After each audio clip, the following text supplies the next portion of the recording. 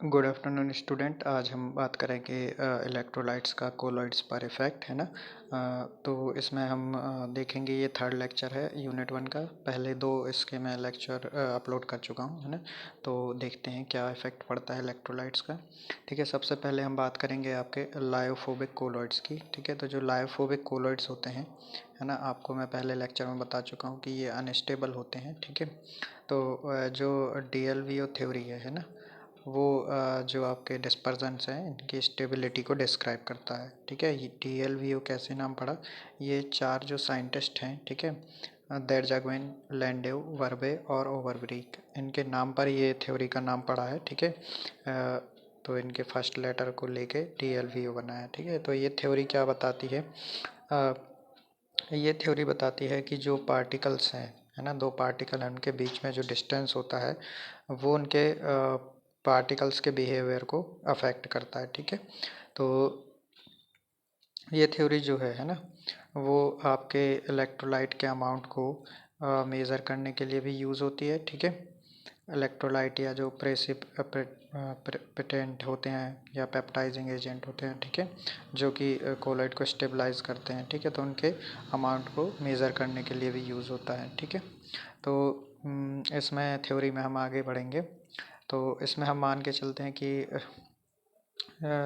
जैसे कि पार्टिकल्स हैं ना, इनको एक मैग्नेट के फॉर्म में भी हम मान सकते हैं। तो क्या होता है जब अट्रैक्शन होता है, तो ठीक है, दो पार्टिकल के बीच में या मैग्नेट में, तो क्या होता है कि ये एग्रीगेट फॉर्म कर लेते हैं। जब दो पार्टिकल लेंगे आप, इनके बीच में अगर अट्रैक्शन होगा तो ये पास पास आके एग्रीगेट हो जाएंगे। ठीक है, और जब रिपल्सन प्रीडोमिनेट होगा, ठीक है, चाहे मैग्नेट हो या पार्टिकल के बीच में, तो क्या होगा, रिपल्सन होगा तो ये दोनों एक दूसरे से दूर रहेंगे पार्टिकल्स, है ना। तो इंडिविजुअली ये एग्रीगेट फॉर्म नहीं करेंगे और इंडिविजुअली एक एक पार्टिकल के फॉर्म में ये अलग अलग सेपरेट रहेंगे। ठीक है, तो इस तरीके से ये इसके जो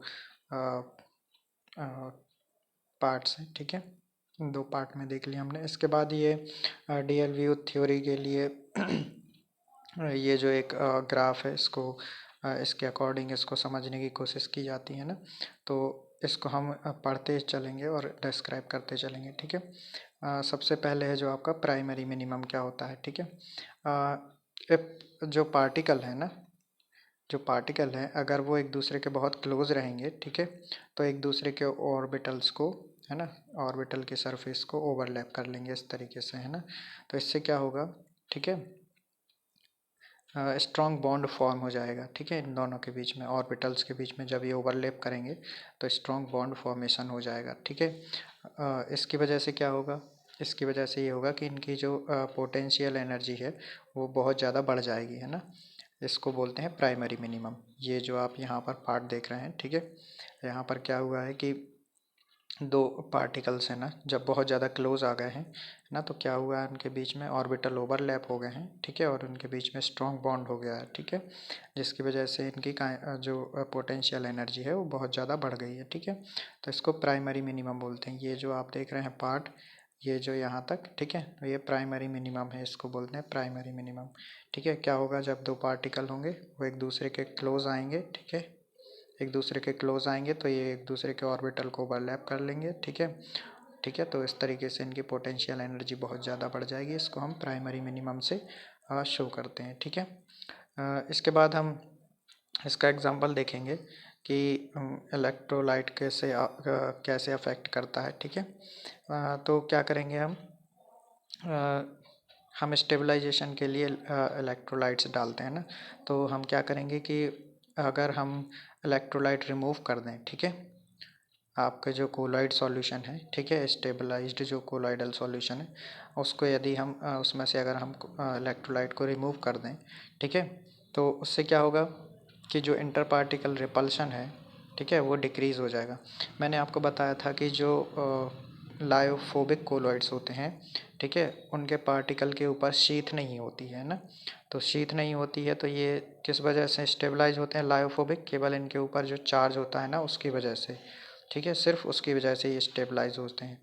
तो क्या करते हैं हम कि इनको स्टेबलाइज करने के लिए हम इलेक्ट्रोलाइट्स डाल देते हैं। ठीक है, तो वो क्या करते हैं, जैसे माइनस चार्ज है इस पर पार्टिकल पर, तो ये पॉजिटिव चार्ज वाले जो इलेक्ट्रोलाइट हैं वो इस पर एडजॉर्ब हो जाएंगे, ठीक है। ये पॉजिटिव चार्ज सारे पार्टिकल पर एडजॉर्ब हो जाएगा, इस पर भी पॉजिटिव चार्ज होगा, तो ये इस पार्टिकल का पॉजिटिव चार्ज है ना, ये पूरे सरफेस पर पॉजिटिव चार्ज एडजॉर्ब हो जाएगा।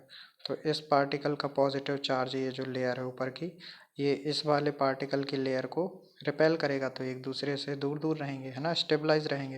लेकिन हम क्या करेंगे, अगर हमने ये जो इलेक्ट्रोलाइट है, ये पॉजिटिव चार्ज की लेयर को अगर हमने रिमूव कर दिया, ठीक है, तो क्या होगा कि ये रिपल्सन कम हो जाएगा, ठीक है। समझ आया आपको? फिर से बताता हूँ, जैसे एक पार्टिकल है आपका ये वाला, ठीक है, इस पर नेगेटिव चार्ज है, ये लायोफोबिक कोलॉइड की बात कर रहे हैं हम, ठीक है। तो हमने क्या किया, इस पर इलेक्ट्रोलाइट डाला पॉजिटिव चार्ज वाला, है ना, तो ये पॉजिटिव चार्ज एब्जॉर्ब होगा इस पर, क्योंकि ये नेगेटिवली चार्ज है, ठीक है। तो ये पॉजिटिव चार्ज इसकी सतह पर पूरे पे एब्जॉर्ब हो जाएगा, ठीक है। अब ऐसे ही इसके पार्टिकल पे होगा, ठीक है, सारी सतह पर इसके पॉजिटिव चार्ज एब्जॉर्ब हो जाएगा, ठीक है। अब इसका पॉजिटिव चार्ज और इसके पॉजिटिव चार्ज एक दूसरे को रिपेल करेंगे, तो स्टेबलाइज रहेगा, है ना, एक दूसरे से दूर दूर रहेंगे, ठीक है। अगर हम इसको इस थ्योरी में हम सबसे पहले कंसिडर करें कि अगर हम ये जो इलेक्ट्रोलाइट है पॉजिटिव चार्ज है, इसको अगर हम रिमूव कर दें, है ना, तो क्या होगा कि रिपल्सन डिक्रीज हो जाएगा दोनों पार्टिकल के बीच में, ठीक है। और ये जो रिपल्सन है ना, इतने एक्सटेंट तक डिक्रीज़ हो जाएगा कि इनका कोआगुलेशन हो जाएगा। जैसे ये देख रहे हैं आप, ये दो पार्टिकल हैं, ठीक है, इनमें से ये जो ब्लैक वाला पोर्शन है इलेक्ट्रोलाइट का है, हमने इनको डायलिसिस से रिमूव कर दिया, ठीक है। तो ये क्या हो गया, ये दोनों पार्टिकल कोआगुलेट हो गए, एक दूसरे के पास पास आ गए, क्योंकि इनका रिपल्सन अब ख़त्म हो गया है, क्योंकि हमने ये जो इलेक्ट्रोलाइट इनको रिमूव कर दिया, ठीक है, ठीक है। तो इसकी वजह से क्या होगा, ये पार्टिकल जो हैं, ये जो कोएगुलेट हो गए हैं, ये बॉटम में आपके हार्ड केक बना लेंगे, नीचे आपके जो आपका कोलाइडल डिस्पर्जन होगा उसके नीचे, है ना, आपका सॉल्वेंट में हार्ड केक फॉर्मेशन कर लेंगे, ठीक है। ये जो बिहेवियर है, ये प्राइमरी मिनिमम के कॉरेस्पॉन्ड होता है आपके डीएलवीओ थ्योरी में, तो इस तरीके से आप समझ सकते हैं प्राइमरी मिनिमम को, ठीक है। अब इसके बाद हम बात करेंगे नेक्स्ट आपका सेकेंडरी मिनिमम की, ठीक है। यहाँ पर ये देख सकते हैं आप, ये था आपका प्राइमरी मिनिमम, ये आपका सेकेंडरी मिनिमम, ठीक है। तो सेकेंडरी मिनिमम को हम कैसे डिस्क्राइब करेंगे, इसमें देखते हैं हम क्या होता है। जब दो पार्टिकल्स के बीच में डिस्टेंस बहुत ज़्यादा होती है, ठीक है, जब दो पार्टिकल के बीच में डिस्टेंस बहुत ज़्यादा होती है, तो पार्टिकल्स जो होते हैं, ठीक है, उनके बीच में अट्रैक्टिव फोर्स बहुत, है ना, अट्रैक्टिव फोर्स होता है, ठीक है। दोनों पार्टिकल्स अट्रैक्टिव फोर्स फील करते हैं ना, एक्सपीरियंस करते हैं, ठीक है, और वो क्या करते हैं, एग्रीगेट बना लेते हैं, ठीक है। और इसको सेकेंडरी मिनिमम से समझ सकते हैं क्या होता है। चलिए हम एग्जांपल से इसको ज़्यादा अच्छे से समझेंगे, ठीक है।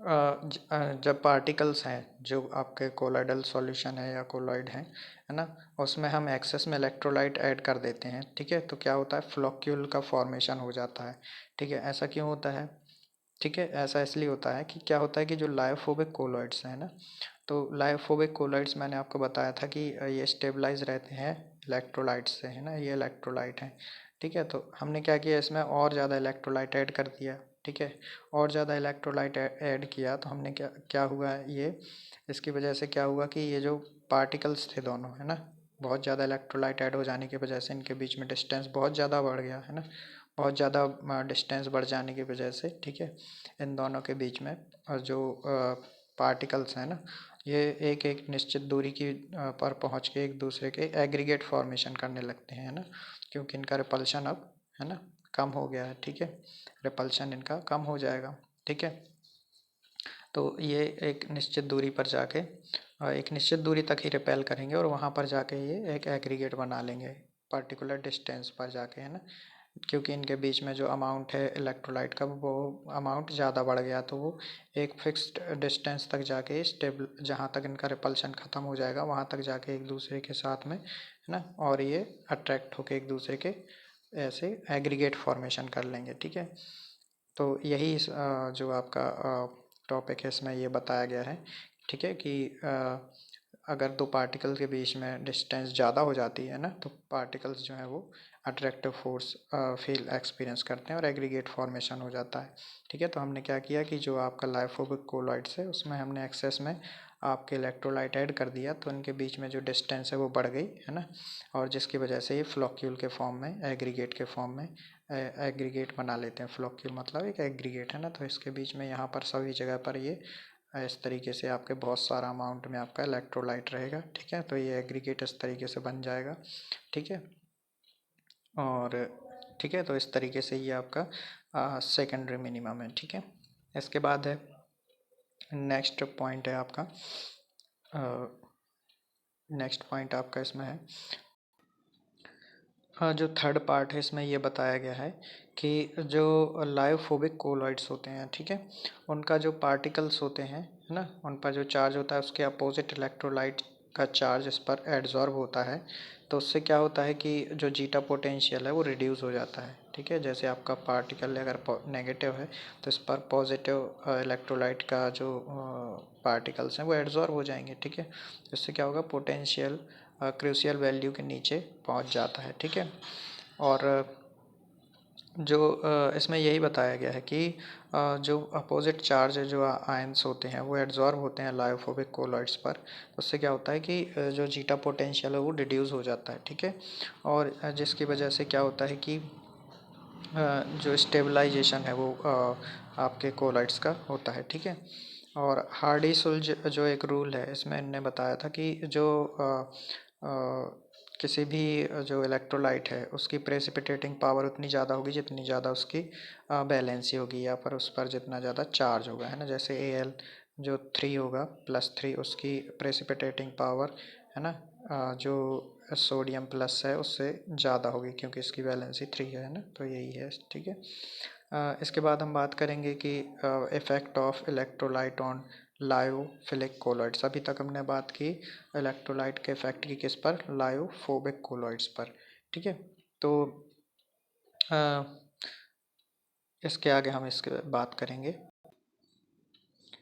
जो हमारा थर्ड पॉइंट था, है ना, यहाँ से हम देखते हैं थर्ड पॉइंट में क्या बताया गया कि जो लायोफोबिक कोलॉइड्स होते हैं ना, मान लीजिए इस पर नेगेटिव चार्ज है ना, तो इस पर क्या होता है, एक्यूमुलेशन होता है अपोजिट चार्ज आयन का, है ना। मतलब जैसे हमने इस पर इलेक्ट्रोलाइट डाले तो इस पर पॉजिटिव चार्ज एडजॉर्ब हो जाएगा, ठीक है। ये एडजॉर्ब हो जाएंगे चारों तरफ इसके, है ना। और इससे क्या होगा कि जो जीटा पोटेंशियल है वो रिड्यूस हो जाएगा, ठीक है, इसकी क्रिटिकल वैल्यू के नीचे तक, ठीक है। तो इसमें क्या बताया गया था कि ये स्टेबलाइज करने का एक तरीका होता है। हमने क्या जो सुल्ज हार्डी रूल है एक, वो ये बताता है कि जितना ज़्यादा ये इलेक्ट्रोलाइट की वैलेंसी होगी, ठीक है, उसकी प्रेसिपिटेटिंग पावर उतनी ज़्यादा होगी, है ना। ये प्रेसिपिटेट बन जाएगा, स्टेबलाइज हो जाएगा कोलॉइड जब आप इसमें इलेक्ट्रोलाइट डालेंगे, है ना, या अनस्टेबिलिटी शो करेगा, ठीक है। तो ये जो चार्ज है आपके जो एडजॉर्ब हो रहे हैं पार्टिकल्स पर, इसकी वैलेंसी जितनी ज़्यादा होगी हार्ड-सुल्ज रूल के अकॉर्डिंग, उसकी प्रेसिपिटेटिंग पावर उतनी ज़्यादा होगी। जैसे कि आपका Al+3 जो आयन है इसकी आपकी प्रेसिपिटेटिंग पावर Na+ आयन से बहुत ज़्यादा होगी, है ना। तो इस तरीके से ये पॉइंट थर्ड दिखा हुआ है, ठीक है। इसके बाद हम बात करते हैं effect of electrolyte on lyophilic colloid. अभी तक हमने बात की थी लायोफोबिक कोलॉइड की, ठीक है।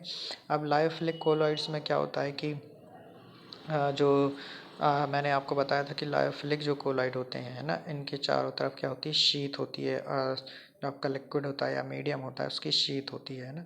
तो जब भी हम हायर कंसंट्रेशन में इसमें इलेक्ट्रोलाइट ऐड करते हैं, ठीक है, तो हमने क्या किया, इसमें बहुत सारा आपका इलेक्ट्रोलाइट ऐड कर दिया, ठीक है। तो ये क्या करेगा, ये सारा का सारा वाटर जो है ना, ये जो वाटर की शीट है इसको रिमूव कर देगा। कौन, इलेक्ट्रोलाइट, ये जो पार्टिकल्स हैं कोलॉइड के, लायोफिलिक कोलॉइड के, है ना, ये सारा का सारा पानी या वाटर ये इलेक्ट्रोलाइट ले लेंगे, है ना, और क्या करेंगे, आपका जो पार्टिकल था इसका डिहाइड्रेशन कर देंगे, ठीक है, और खुद हाइड्रेट हो जाएंगे, ठीक है। और ये पार्टिकल जो है ये सेपरेट हो जाएगा, ठीक है। सेपरेट होने की वजह से अब ये क्या हो जाएंगे, कोएगुलेट हो जाएंगे, है ना, कोएगुलेट हो जाएंगे या साल्ट आउट होके बाहर निकल जाएंगे, ठीक है। ठीक है, तो इस तरीके से ये आपका इफेक्ट है, ये आप डायग्राम बना लीजिएगा, ठीक है। इसमें क्या है, ये पार्टिकल है एक मिडिल में, ठीक है, और इसके चारों तरफ ये शीट है सॉल्वेटेड, जो आपका डिस्पर्जन मीडियम है, ठीक है। और ये जो बहुत सारे मैंने गोल बनाए, ये इलेक्ट्रोलाइट ऐड किया है हमने अमाउंट में ज़्यादा, ठीक है। तो इसने क्या किया है, जो इलेक्ट्रोलाइट है इनने ये जो वाटर पार्टिकल थे, वाटर की शीट थी, इसको रिमूव कर दिया है और इस पार्टिकल को डिहाइड्रेट कर दिया है, ठीक है। तो ये सारा पानी इन लोगों ने इलेक्ट्रोलाइट के जो पार्टिकल थे इनने ले लिया, ठीक है। तो इस तरीके से आपका क्या होगा कि फ्लॉक्यूलेशन या साल्ट आउट हो जाएगा आपका कोलॉइडल पार्टिकल, ठीक है। ये क्या होता है कि इलेक्ट्रोलाइट खुद तो हाइड्रेट हो जाते हैं, ठीक है, हाइड्रेशन ऑफ पार्टिकल ऑकर, ठीक है, लेकिन वो डिहाइड्रेट किसको कर देते हैं, जो कोलॉइड पार्टिकल है उसको, ठीक है। और फिर नेक्स्ट आपका जो सेकंड पॉइंट है इसमें क्या है, addition of non solvent such as alcohol, ठीक है, to hydrophilic colloid causes dehydration of particles. ये देखिए फिर से क्या होगा कि ये जो पार्टिकल है आपका कोलॉइडल पार्टिकल लायोफिलिक, इसके चारों तरफ ये शीट रहती है वाटर की, है ना। हमने जैसे इसमें नॉन सॉल्वेंट जैसे कि अल्कोहल वगैरह ऐड किया तो ये क्या करेगा, अल्कोहल ये शीट या वाटर को पूरा का पूरा खुद के साथ अटैच कर लेगा, मतलब अल्कोहल और वाटर जो है आपका अलग हो जाएगा, ठीक है, H2O और अल्कोहल अलग हो जाएगा और ये क्या करेगा, इस पार्टिकल को अलग कर देगा, ठीक है, ठीक है। तो इससे क्या होगा कि डिहाइड्रेशन हो जाएगा इस पार्टिकल का फिर से, है ना। तो क्या होगा, ये फ्लॉक्यूलेशन हो जाएगा आपका, ठीक है। तो फ्लॉक्यूलेशन हो जाएगा, एग्रीगेट बन जाएंगे पार्टिकल के आपके, ठीक है, कोलॉइड के, ठीक है। तो इस तरीके से आपके इफेक्ट है आपके कोलॉइड पर किस चीज़ का, इलेक्ट्रोलाइट का इफेक्ट है, ठीक है। तो यहाँ तक आपका ये इफेक्ट ऑफ कोलॉइड्स आप देख चुके हैं, ठीक है। इसके बाद हम बात करेंगे जो आपका कोसर्वेशन है। कोसर्वेशन क्या होता है कि कोसर्वेशन का मतलब हम इस तरीके से समझेंगे कि हमने दो कोलॉइड ले लिए, एक पर सारे पर पॉजिटिव चार्ज है और एक पर सारे पार्टिकल्स पर नेगेटिव चार्ज है ना। तो हमने क्या किया, इन दोनों को जब मिक्स किया आपस में, ठीक है, तो ये एक एग्रीगेट बना लेते हैं, इनको हम कोसर्वेट्स बोलते हैं, ठीक है। ये बात याद रखना कि जो कोसर्वेशन है वो दो अपोजिट चार्ज्ड, ठीक है, जो आपके कोलाइड्स होते हैं उनके बीच होता है, ठीक है। उससे क्या होगा कि जैसे ही आप अपोजिट चार्ज कोलॉइड्स हैं उनको मिक्स करेंगे, ठीक है, तो क्या होगा कि जो कोलॉइड रिच लेयर है उसका सेपरेशन हो जाएगा। इस तरीके से जो कोलॉइडल रिच लेयर बनेगी ना, क्योंकि ये दोनों एक दूसरे को न्यूट्रलाइज कर देंगे, है ना, तो ये क्या बनेगा, एग्रीगेट बन जाएगा, ठीक है, ठीक है। तो ये जो लेयर होती है इसको कोसर्वेट बोलते हैं ना, जो एग्रीगेशन होते हैं बन जाता है उसको कोसर्वेट बोलते हैं, ठीक है। फिर यहाँ पर जैसे कि एक एग्जांपल दिया है कि जिलेटिन और अकेशिया, ठीक है। तो क्या होता है कि जिलेटिन जो होता है उस पर पॉजिटिव चार्ज होता है, ठीक है, और अकेसिया जो होता है उस पर नेगेटिव चार्ज होता है, ठीक है। तो इन दोनों को जब हम मिक्स करते हैं, ठीक है, सर्टेन प्रोपोर्शन में, तो क्या होता है, कोसर्वेशन हो जाता है, आपस में कोसर्वेट फॉर्मेशन हो जाता है, ठीक है। तो ये दोनों नेगेटिव और पॉजिटिव चार्ज ऐड करने पर जो कोएगुलेशन हो जाता है या फिर होने दोनों को न्यूट्रलाइज होने से कोसर्वेशन होता है, जो पार्टिकल एग्रीगेट फॉर्म पर करते हैं या प्रेसिपिटेट टाइप का फॉर्म करते हैं, ठीक है। तो इस तरीके से ये कोसर्वेशन है प्रोसेस जो होती है आपके कोलॉइड्स में। फिर है आपका नेक्स्ट है जो आपका टॉपिक, वो है पेप्टाइजेशन, ठीक है। पेप्टाइजेशन क्या है, एक मेथड होती है जो कि हम जिससे कि हमको कोलॉइड फॉर्मेशन करते हैं, ठीक है। और जो पेप्टाइजेशन मेथड होती है ये जो प्रेसिपिटेट होते हैं उनको कोलॉइड फॉर्म में कन्वर्ट करने के लिए यूज़ होती है। इसमें हम क्या करते हैं कि जो प्रेसिपिटेट होता है, ठीक है, उसमें उसको हम वाटर में लेते हैं और एक पेप्टाइजिंग एजेंट लेते हैं। पेप्टाइजिंग एजेंट क्या होते हैं, वो आयनिक जो कंटेंट होते हैं या कुछ इलेक्ट्रोलाइट हो सकते हैं जो हम ऐड करते हैं। तो ये क्या करते हैं कि जैसे आपका एक प्रेसिपिटेट है, ठीक है, तो प्रेसिपिटेट को हमने इसको क्या किया, इसमें वाटर ऐड किया पहले, ठीक है। इसको वाटर ऐड करने के बाद में इसमें हम क्या करते हैं, इलेक्ट्रोलाइट ऐड कर देते हैं, ठीक है, इलेक्ट्रोलाइट ऐड कर देते हैं या पेप्टाइजिंग एजेंट बोलते हैं उसको, ठीक है। पेप्टाइजिंग एजेंट जैसे ही हमने ऐड किया तो ये क्या करता है, ये इसके चारों तरफ जो चार्ज है ना वो ला देता है, या चार्ज इसके जो पार्टिकल्स हैं प्रेसिपिटेट के उस वो एड्जॉर्ब कर देता है, ठीक है। कौन, इलेक्ट्रोलाइट, है ना। क्या होता है कि ये जो आपका प्रेसिपिटेट पार्टिकल है ना, इस पर जो क्या होता है कि जो आपका जो पेप्टाइजिंग एजेंट है, इलेक्ट्रोलाइट है, वो एड्जॉर्ब हो जाता है ना, उसके आयन एड्जॉर्ब हो जाते हैं इस पर। तो क्या होता है कि ये जो लाइक चार्ज है ना, इस पर भी पॉजिटिव चार्ज, इस पर भी पॉजिटिव चार्ज है, तो एक दूसरे को रिपेल करते हैं ना। इस तरीके से वाटर में एक स्टेबलाइज आपका कोलॉइड बन जाता है। ठीक है, तो पेप्टाइजेशन आपको समझ आ गया होगा क्या होता है। ठीक है, फिर इसके दो एग्जांपल दिए हैं। On addition of small quantity of ferric chloride solution to freshly precipitated ferric hydroxide. एक बात याद रखना कि आयन सेम होना चाहिए। जैसे इसमें फेरिक आयन है, ठीक है, तो इसमें भी फेरिक आयन है। ठीक है, मतलब एक आयन कम से कम सिमिलर होना चाहिए। तब प्रेसिपिटेट का जो आयन है वो सेम होना चाहिए, जो आपका इलेक्ट्रोलाइट ऐड कर रहे हो उसमें कम से कम एक आयन है ना। जैसे इसमें फेरिक क्लोराइड में आपका FeCl3 होगी, है ना, और यहाँ फेरिक हाइड्रोक्साइड में FeOH3 होगा, है ना। तो ये Fe इसमें भी है, इसमें भी है, मतलब एक आयन कॉमन होना चाहिए कम से कम प्रेसिपिटेट में और इलेक्ट्रोलाइट में। ठीक है, फिर यहाँ पर एक और एग्जांपल दिया है, जैसे सिल्वर आयोडाइड। ठीक है, can be peptizing by shaking with dilute solution of silver nitrate और पोटेशियम आयोडाइड। ठीक है, तो इस तरीके से आप देख सकते हैं कि ये जो कोलॉइड प्रेसिपिटेट है ना, ये प्रेसिपिटेट है किसी चीज़ का, इस पर जो है हमने इलेक्ट्रोलाइट या पेप्टाइजिंग एजेंट ऐड किया है, तो ये एड्जॉर्ब हो गया है। तो इस तरीके से आपका जो आपका पेप्टाइजेशन है वो हुआ है, या को सर जो आपका कोलॉइडल सॉल्यूशन है या डिस्पर्जन है वो बना। ठीक है, और जो इलेक्ट्रोलाइट यूज़ किया जाता है इसके फॉर्मेशन के लिए, उसको पेप्टाइजिंग एजेंट बोलते हैं। ठीक है, ये बात याद रखना आप। ठीक है, इस तरीके से आप ये देख सकते हैं एग्जांपल, यहाँ पर फेरिक हाइड्रोक्साइड है। ठीक है, इसमें हमने फेरिक क्लोराइड ऐड किया है, तो ये Fe+ जो एडजॉर्ब हो गया चारों तरफ सरफेस पर फेरिक हाइड्रोक्साइड के।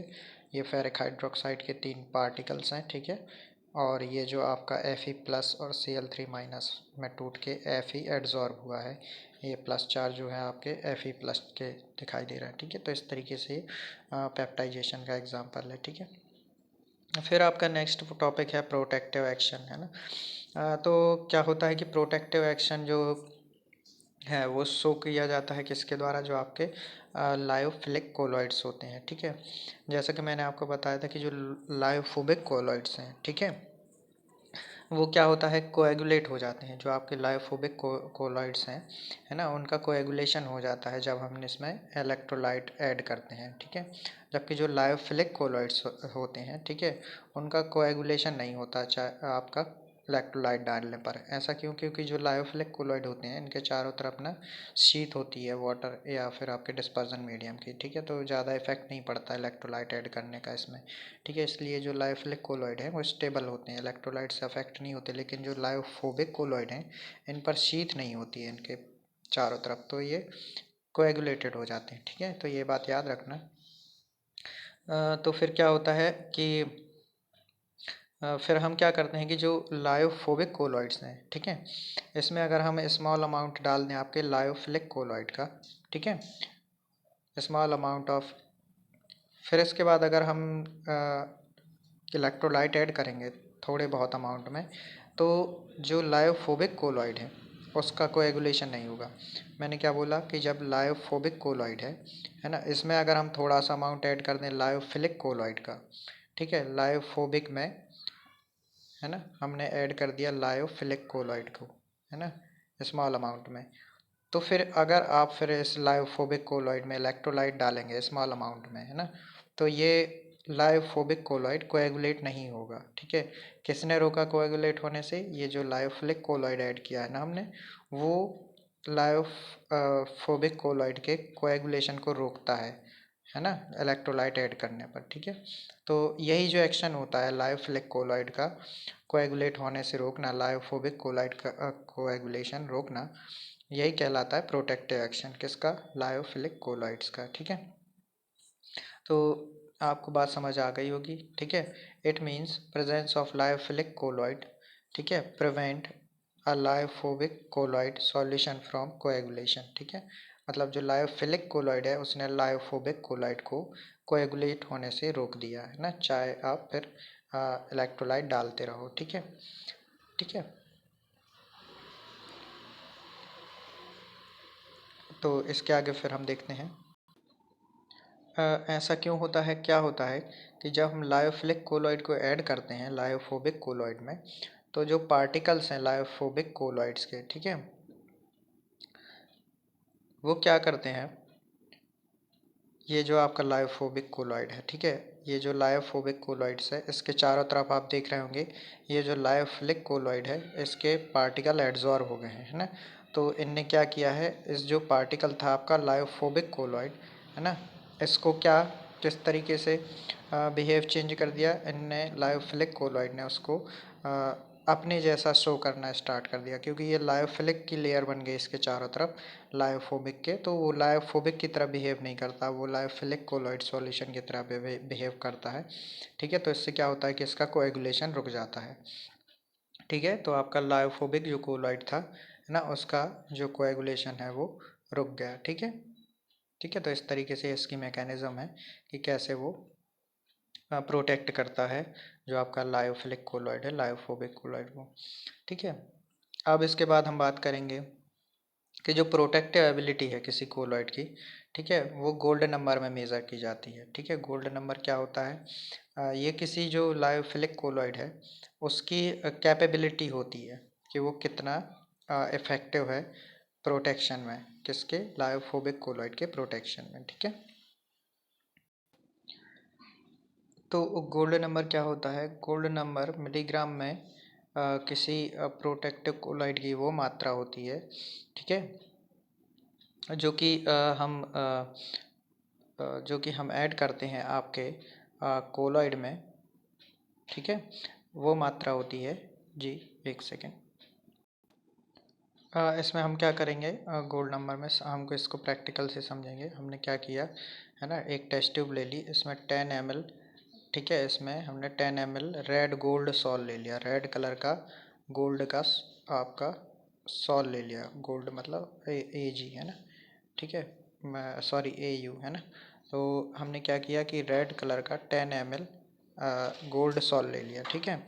अब इसमें हमने 1 ml 10% NaCl डाला, कितना, 1 ml 10% सोडियम क्लोराइड NaCl, ठीक है, ऐड किया इसमें, ठीक है। तो इसका कलर कैसा होगा, ठीक है, इसका कलर हो जाएगा, चेंज होना स्टार्ट होगा आपका रेड से वायलेट, है ना, रेड से वायलेट होने लगता है, ठीक है। जैसे ही हमने 10 ml रेड गोल्ड सॉल में हमने 1 ml 10% NaCl डाला, तो वो कलर किस तरफ चेंज होने लगता है, NaCl डालने के बाद रेड से वायलेट की तरफ चेंज होने लगता है। तो ये जो गोल्ड नंबर होता है वो प्रोटेक्टिव कोलॉइड की मिलीग्राम में वो संख्या होती है, वो अमाउंट होती है जो कि इस कलर चेंज को रोके, रेड से आपका जो वायलेट कलर चेंज हो रहा है ना, इसको रोकने के लिए कितने मिलीग्राम आपका कोलॉइडल सॉल्यूशन चाहिए है, वो कहलाती है किसी कोलॉइड की गोल्ड संख्या, है ना।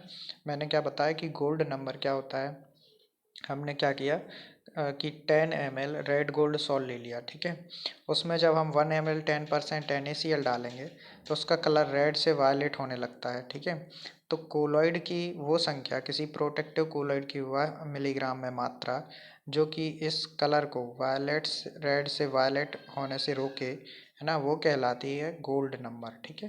तो इस तरीके से आपको ये गोल्ड नंबर समझ आ गया होगा, ठीक है। तो ये किसी भी जो कोलॉइड होता है प्रोटेक्टिव कोलॉइड, उसकी जो कैपेसिटी है उसको शो करता है, ठीक है।